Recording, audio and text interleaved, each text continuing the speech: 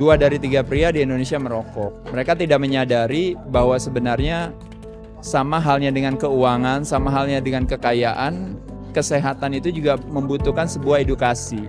Betapa sebenarnya kecerdasan kita akan kesehatan yang rendah, itu yang akhirnya menjauhkan kita dari sehat, tapi apa yang kita pertahankan adalah kesakitan dan kesengsaraan kita. Seseorang yang gemuk, ditanya, kenapa kamu gemuk? Jawabannya dia bilang apa?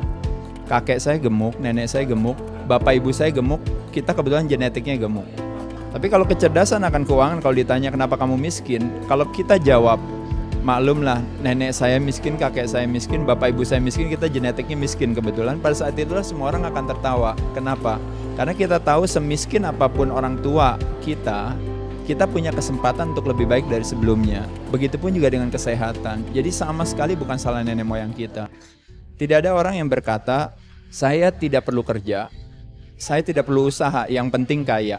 Tidak ada orang yang ngomong seperti itu. Tapi uniknya dalam dunia kesehatan, saking jongkoknya kecerdasan kita ditanya, kamu olahraga gak mas? Jawabannya tidak. Kamu ngatur pola makan gak? Jawabannya tidak. Yang penting sehat, dia bilang. Nah jadi buat teman-teman, memang sehat itu tidak menarik selagi masih kita miliki. Kita bicara generasi muda di Indonesia. Bicara sehat itu tidak menyenangkan. Kenapa? Karena sehat justru masih kita miliki. Baru menjadi begitu menarik pada saat dia pergi dari kita. Badan kita begitu sempurnanya, sehingga makanya anak muda mau ngapain aja. Mau makan sembarangan, mau ngerokok, mau minum sembarangan, nggak olahraga dan sebagainya. Badannya tetap aja bagus dan sehat. Sakit atau sehat itu murni di tangan kita sendiri. Perilaku kita mempengaruhi kualitas kesehatan kita.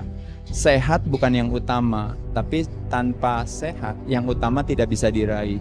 Sehat bukan tujuan, tapi sehat adalah sebuah syarat.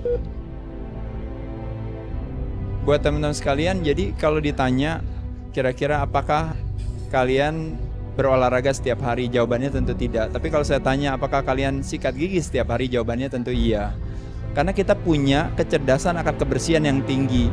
Bahwa saya tidak membutuhkan alasan cerdas untuk saya tidak sikat gigi, karena sikat gigi memberikan kontribusi, bukan signifikansi kepada orang lain. Jadi saya nggak butuh penghargaan atau pujian dari orang lain bahwa saya sudah sikat gigi. Tapi saya lakukan dengan senang hati karena saya memang mau bersih. Kalau sikat gigi, giginya yang senang. Maka kalau kita olahraga, siapa yang senang teman-teman sekalian? Jantungnya kita senang, peredaran darahnya kita senang, paru-parunya kita senang. Jangan melakukan sesuatu dengan susah hati, berkorban, terpaksa, tidak boleh. Kalau kita sampai harus merasakan olahraga sebagai sebuah pengorbanan, artinya apa yang harus kita lakukan? Merubah cara pandang kita. Saat itu kita akan bersyukur bahwa kita bisa menyenangkan diri kita, maka pada saat itu nanti kita akan bisa menyenangkan, bermanfaat bagi orang lain. Saya ucapkan terima kasih.